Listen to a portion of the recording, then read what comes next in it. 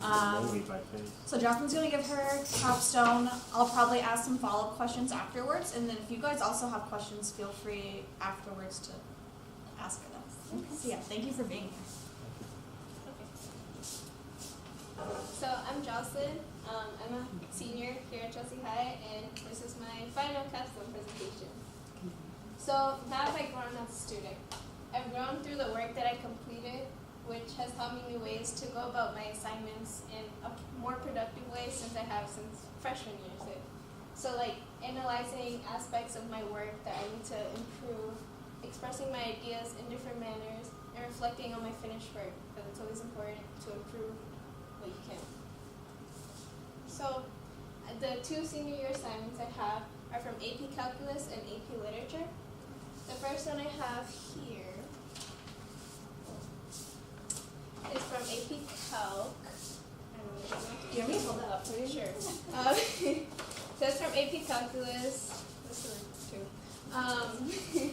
And here, what we had to do, we had to choose two different functions in order to create whatever we wanted. So I just thought of a rainbow. And then from there, we had to find the area of the solid that was made, and then we had to find the volume. So in class, we had been doing practice problems in order to go about this project and also to help us prepare for the exam. So as you can see there, that's my final product that I came up with. And so some of the strengths I had based on the rubric was the logistics, so that includes the formulas, the calculations. Another strength was creativity, because my teacher really liked it, I guess. I stayed up pretty long doing that. And then another strength was the area formula that I had, and the weakness would be the volume calculation that I had, because that was the only part of the rubric that I kind of messed up on. So for the revision, that's what I focused on, and here's basically the revision that I did based on the formula.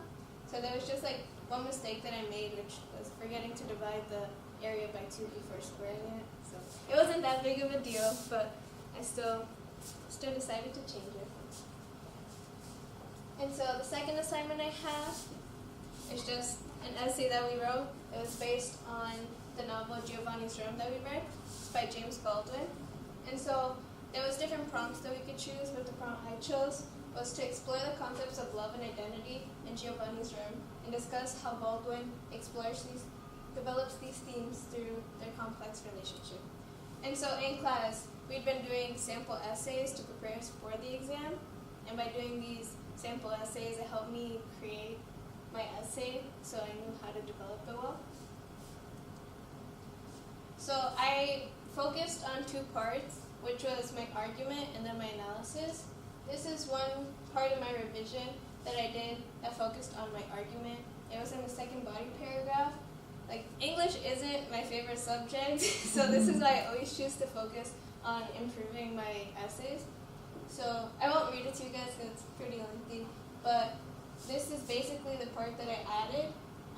This is what I had before, and this part, it just helped strengthen my argument so that my overall essay would be better. And my second revision was an analysis piece.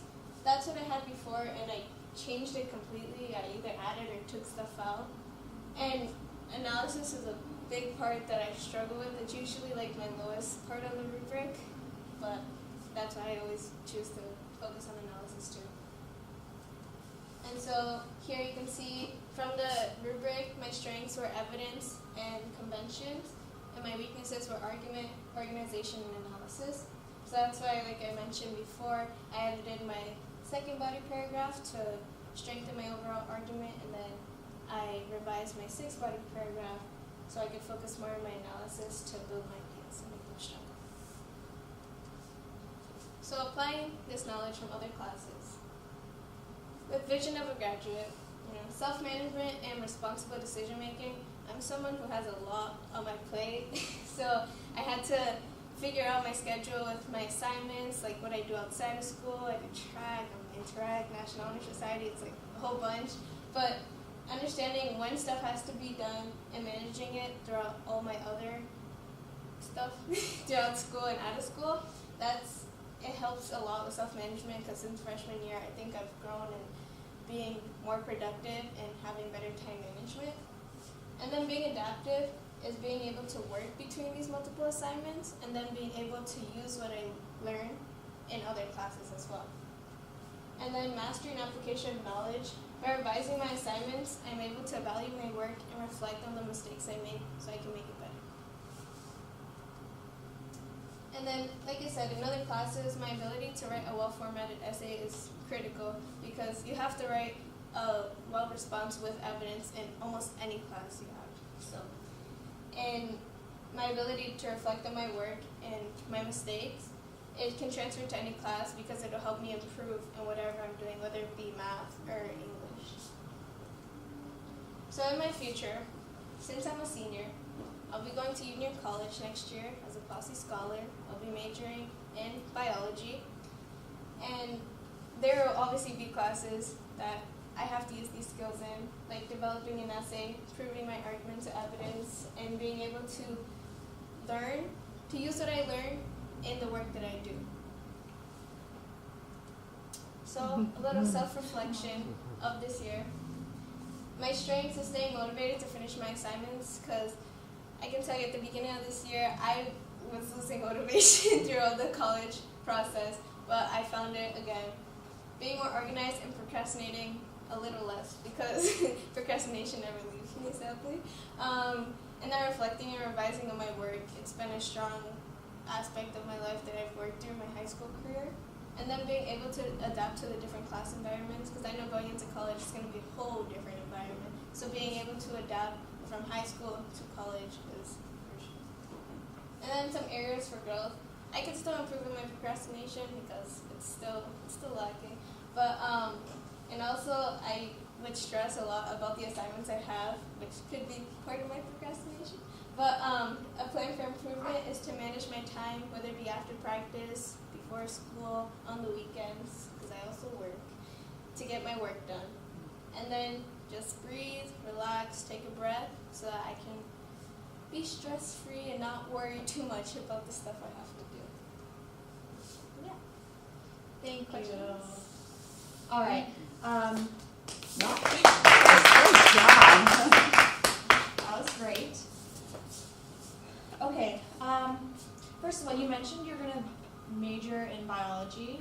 Do you mind telling us where you want to go with that degree? Have you thought about that part yet? I didn't add it in there, but so I want to be a dermatologist, and like AP Bio was one of my favorite classes, so that like influenced me to pursue in bio.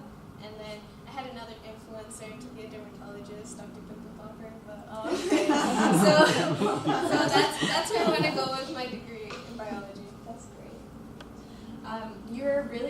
You did a good job of transferring the skills from your English class and your AP English classes to how those would apply to helping you out in college. I know the math PA is probably a little bit more difficult to talk about because in real life, when will you be, deriving volume and area formulas? I don't even know if what I said made sense.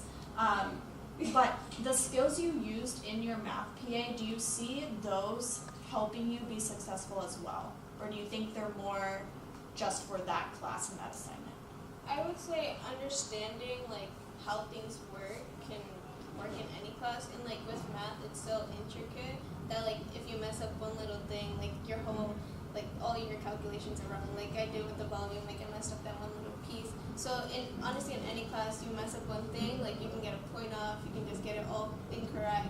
So I feel like just being able to pinpoint my mistakes and like those little key points that could be wrong is a skill that can be put to any class. So you're about to graduate.